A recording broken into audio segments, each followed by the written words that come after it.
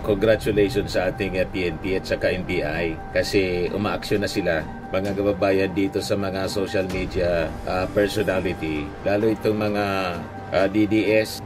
Ayan report ng Radyo Pilipinas. Just in, Mike Romero, who posted a photo of President Ferdinand R. Marcos Jr.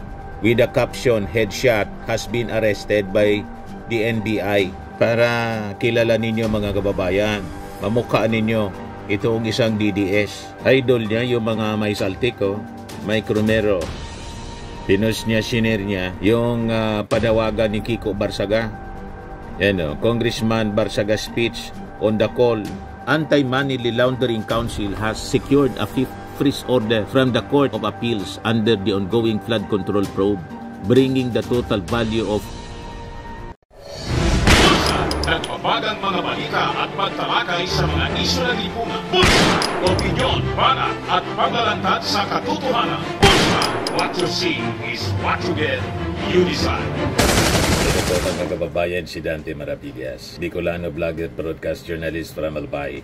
Congratulations sa ating PNP at saka NBI kasi umaaksyon na sila mga kababayan dito sa mga social media personality, lalo itong mga DDS, mga supporters ni Sara. Palibasa po, hindi pa napapanagot si Sara Duterte sa kanyang pagbabanta mga kababayan sa ating Pangulo, kay First Lady at saka kay Martin Romualdez. Kaya namimihasa itong mga supporters niya. Iniisip siguro, hindi man na niya napapanagot ng gobyerno. Kaya tama itong aksyon, mga kababayan ng ating mga authorities to go after dito sa mga violent post, mga kababayan. May hinuli yung NBI.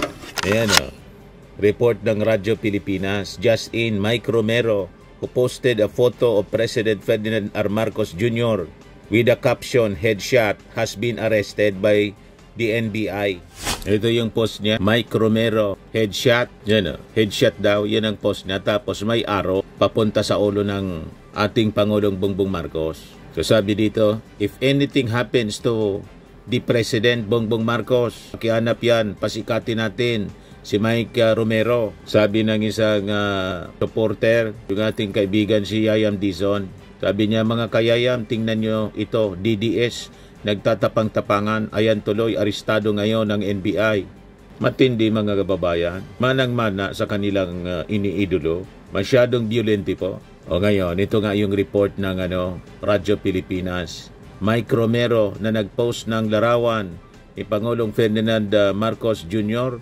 na may caption na headshot, na aresto na ng NBI. Ngayon pa lang po, ito siya. Mga kababayan, kilalanin natin. Yan para kilala ninyo mga kababayan, mamukhaan ninyo itong isang DDS. Idol niya yung mga may saltik, Mike Romero. Pinost niya, shiner niya yung panawagan ni Kiko Barsaga.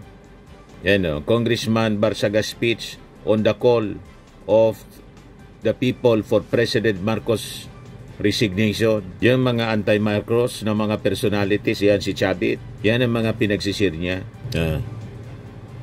Ang inaangaan niya yung mga supporters ni Sara. Ito na siya ngayon, mga kababayan, nagpapalusot. Kaya pinakita ko yung muka niya kasi dito blurred mga kababayan ng mainstream media yung kanyang muka. Ito siya ngayon, panorin po ninyo mga kababayan. Hinuli ng NBI.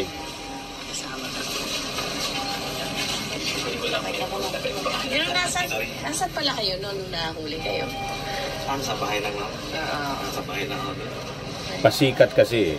Alam ko naman, actually hindi ko talaga, wala talaga ako, hindi ako naniwala na totoo yung NBI o gano'n. Yan ang dapat abutin mo. Sabi kasi sa Bisaya, deserve mo yan. Masyado kayong mayayabang. Nakita naman talaga doon sa mga post ko lang na hindi ko sariling post yung mga picture. Diyan si Director Santiago. Sa buhay, mga Presidente, Vice President, Senate President, Speaker of the House, and Chief Justice ay makaso ng NBI para matiyak na hindi mangyayari yung iniisip mo. Headshot, ibig sabihin pa. NBI para matiyak na hindi mangyayari yung iniisip mo. Chat, ibig Tapos nagpapalusot siya, mga kababayan. Pakinggan natin. Picture. Freedom of speech. Kasama yan, freedom of expression.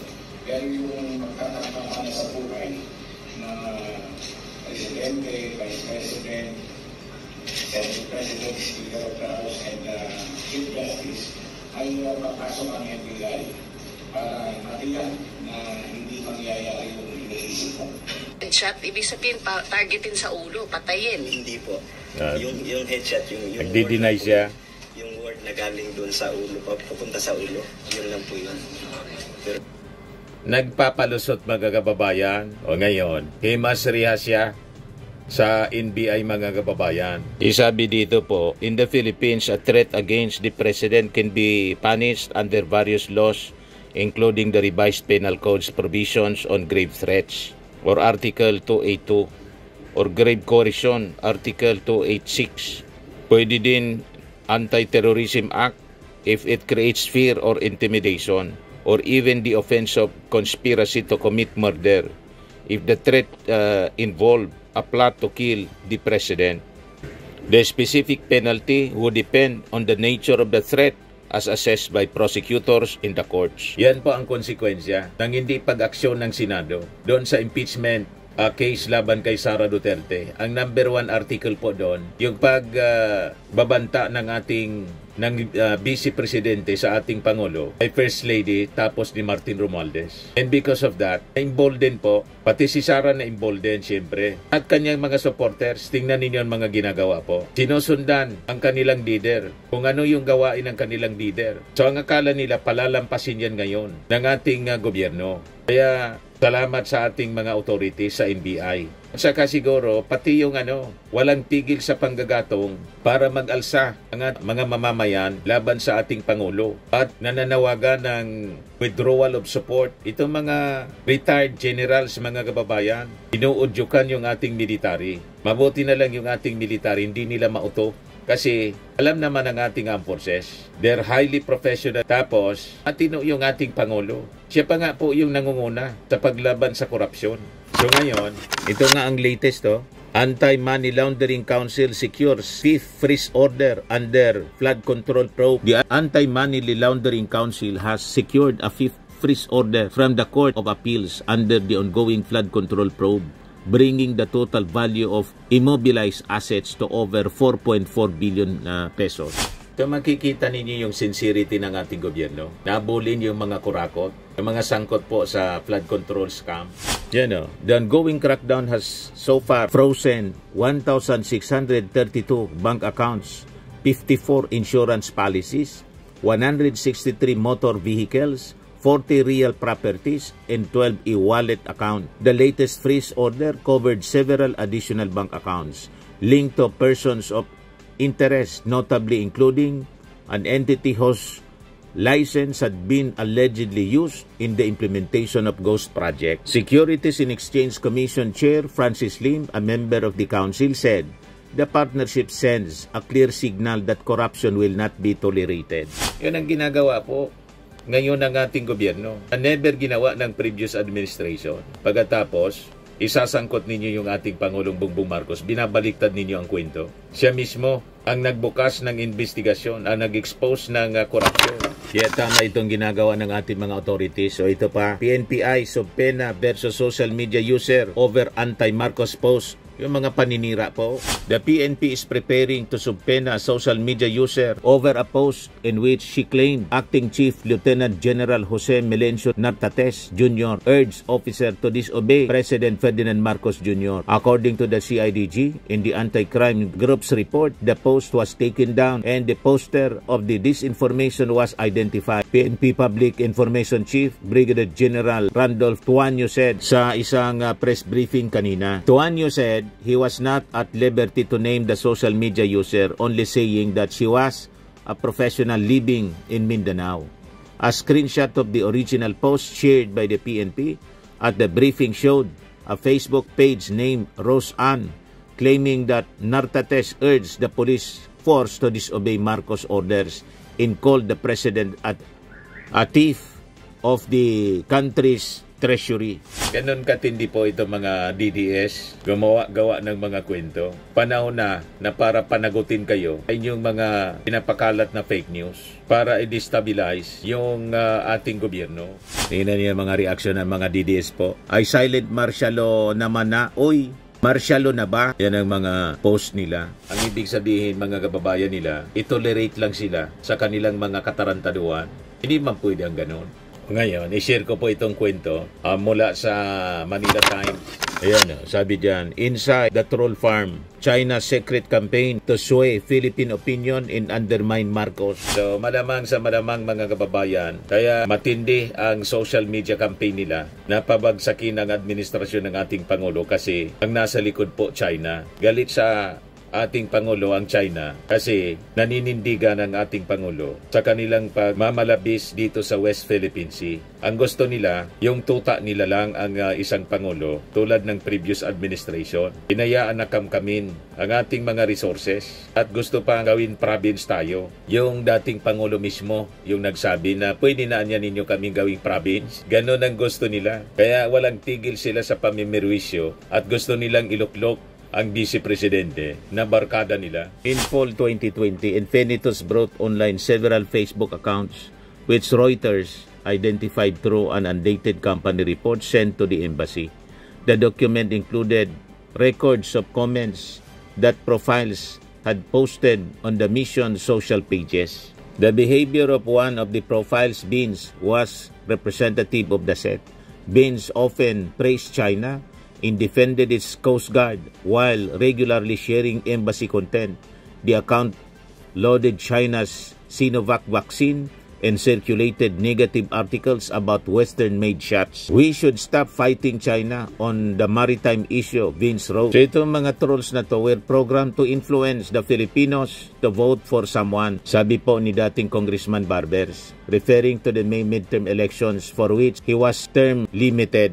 So sabi dito, one of the former employees said Infinitus had purchased fake likes and follows from Facebook vendors for Ni Hao Manila, which has about 115,000 followers on YouTube and 300,000 on TikTok. Kaya makita ninyo yung mga DDS vloggers, ang dami nila na mga likes and reactions. Binobos po nila through trolls funded by China. Tapos kami na mga pro-government, pro-Marcos, kinukuyog kami ng mga trolls paulit-ulit na pinagmumura tayo. Hindi ko man pinapansin. Alam natin, maki naman lang mga trolls. Ganon tayo ibininta nitong mga Filipinong makapili.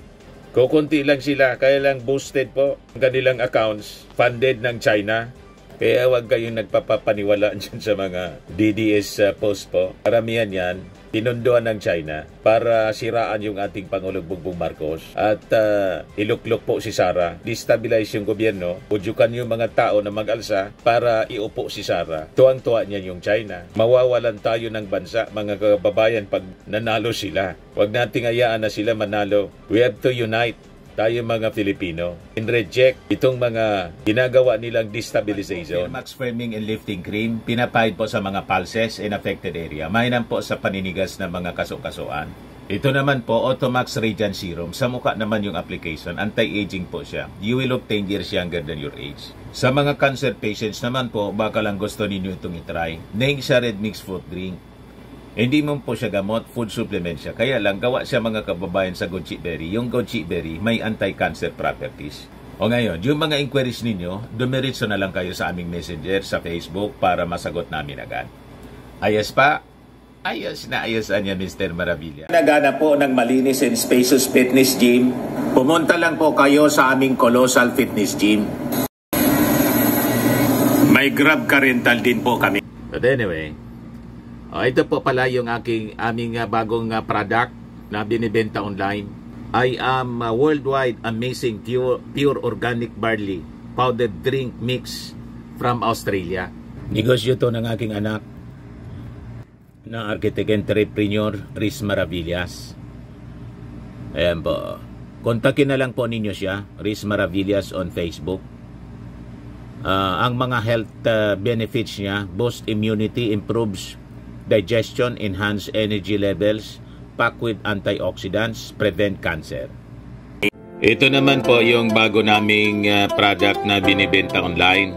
Eye Glow Serum, whitening po siya. Tingnan ninyo yung epekto sa aking anak na architect before and now. Yung mga inquiries po ninyo, dumiretso na lang kayo sa kanyang Facebook account, Riz Maravillas.